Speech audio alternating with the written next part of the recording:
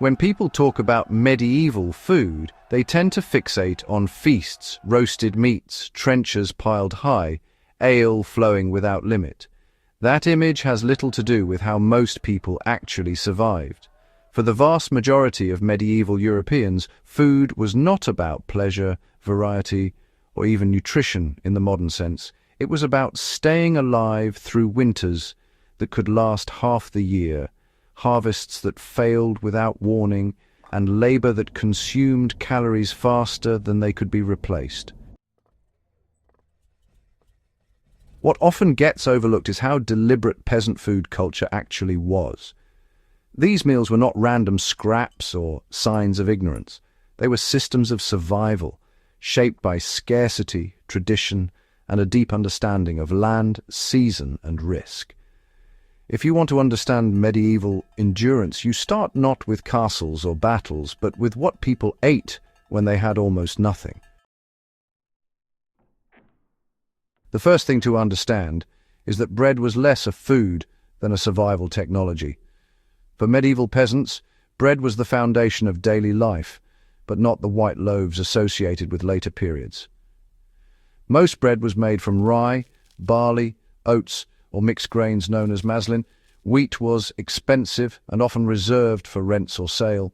These darker breads were dense, slow to digest, and filling.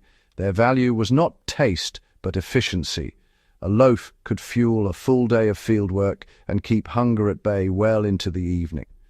Bread also stored well, especially when baked hard. Stale bread was not wasted, it was soaked, boiled, or reused in pottages. In survival terms, bread was a way to convert grain into long-lasting calories that could be rationed with precision. Thin grain porridge kept people alive when bread was too costly or impossible to bake. Porridge, known across Europe under different names, was the most flexible meal a peasant household had. Grain could be cracked or ground coarsely, stretched with water and cooked in a single pot. Oats in the north, barley in much of England, and millet in parts of southern and eastern Europe formed the base. Porridge required less fuel than baking bread and could be prepared daily even when ovens were unavailable. Its real value lay in adaptability. A handful of greens, a splash of milk, or a bit of animal fat could transform it, but even plain, it delivered warmth and calories. In times of famine, porridge became thinner, not absent. That thinning is one of the clearest indicators historians use to track hardship in household accounts. Pottage was not a dish, but a strategy for making anything edible. Pottage was the core of medieval peasant cuisine because it could absorb almost anything. It was a slow-simmered stew of grains, legumes, vegetables, and occasionally scraps of meat or bone. The pot often stayed on the hearth for days, with ingredients added as they became available. This method reduced waste and maximized nutrition. Tough vegetables softened, bones released fat and minerals, and flavors accumulated. Pottage also allowed households to stretch small amounts of protein across multiple meals. From a survival perspective, it was an early form of resource management, turning irregular inputs into steady output.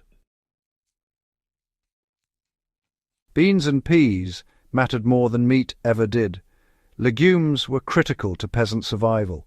Dried peas, beans, and lentils provided protein that most people could not get from meat on a regular basis. They stored well, grew reliably, and enriched soil when rotated with grains. When boiled into soups or added to pottage, legumes helped prevent protein deficiency even during long winters. Church fast days, which limited meat consumption for much of the year, made legumes even more essential. Far from being a hardship imposed by religion, these fasting rules often aligned with what peasants could realistically afford to eat. Onion and leek broths reveal how flavor and morale mattered even in scarcity. Onions, leeks, and garlic were cheap, easy to grow, and remarkably durable. Boiled into simple broths, they provided warmth, flavor, and trace nutrients. These meals were not nutritionally complete, but they served a psychological function as well. A hot, flavored liquid at the end of a labor-heavy day helped maintain morale. Medieval sources repeatedly mention onions as staple field food, carried raw or cooked. Their presence reminds us that survival diets are not only about calories but about sustaining the will to keep working. Cabbage and root vegetables formed the backbone of winter survival. Fresh vegetables disappeared quickly after harvest, but cabbage, turnips and carrots could last for months in cellars or pits. Boiled, mashed or added to stews, they provided bulk and essential nutrients. Cabbage in particular became central because it grew well in poor soils and cold climates. When grain stores ran low, root vegetables often prevented outright starvation.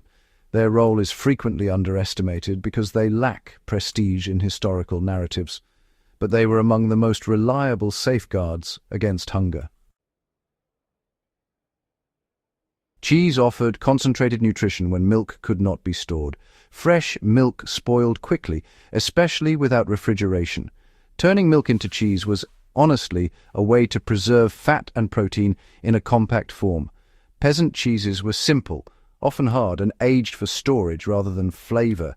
Even small amounts could enrich otherwise bland meals. Cheese also traveled well, making it valuable during seasonal labor or travel. In energy terms, it was one of the most efficient foods available to rural households. Egg-based meals provided rare bursts of protein and fat. Eggs were not daily food for most peasants, but when available they really mattered. Hens were cheap to keep and could forage on scraps. Eggs were often boiled or mixed into grain dishes. They were especially important in spring when winter stores were depleted and crops were not yet ready.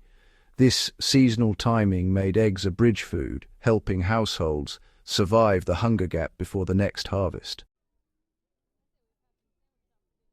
Small fish and preserved fish filled the protein gap created by geography and law. In coastal or riverine areas, small fish were an accessible protein source. Inland, preserved fish such as salted herring became critical, especially during fasting periods. Fish preservation was actually one of the few medieval food industries that linked peasants to wider trade networks. While salted fish was monotonous and often unappetizing, it provided protein when alternatives were unavailable. Its role highlights how survival diets depended not only on local production, but on broader economic systems. Foraged greens and herbs blurred the line between food and medicine. Peasants relied heavily on wild plants, especially in spring and early summer. Nettles, sorrel, dandelion greens, and other foraged plants were boiled into soups or added to stews. These foods provided vitamins after months of grain-heavy diets. Knowledge of what was edible was passed down orally and learned through experience. This foraging culture functioned as a decentralized safety net, reducing dependence on single crops. Animal fats mattered more than meat itself. When animals were slaughtered, nothing was wasted. Fat was rendered into lard or tallow and used sparingly throughout the year.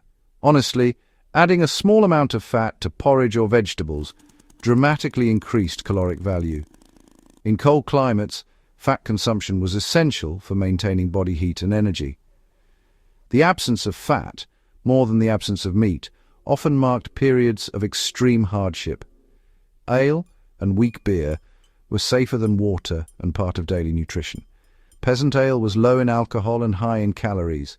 Brewing killed pathogens and made grain water safer to drink. Ale also provided carbohydrates and trace nutrients. It was consumed daily, including by children. In survival terms, it was both hydration and food. This practice reflects a pragmatic approach to risk management in a world without clean water infrastructure. What these meals reveal about medieval survival and preparedness is really quite striking. These foods were not accidental or primitive. They represent a food system optimized for uncertainty. Peasant diets prioritized storage, flexibility, and resilience over taste or variety. When harvest failed, households adapted by thinning meals, substituting ingredients, and increasing foraging. Starvation occurred not because people lacked knowledge, but because environmental and political pressures overwhelmed even these systems. Understanding these meals forces us to reconsider what preparedness really means. It is not abundance, but adaptability. Remembering what medieval peasants ate matters because it tells a quieter, more honest story about human endurance. Survival was not heroic or dramatic. It was repetitive, disciplined, and deeply practical. These meals kept societies functioning through centuries of instability. They remind us that resilience is built in kitchens as much as on battlefields. If you value this kind of grounded, in-depth historical analysis, subscribe to Iron Age Instincts and share this video with others who care about how people actually survived the past.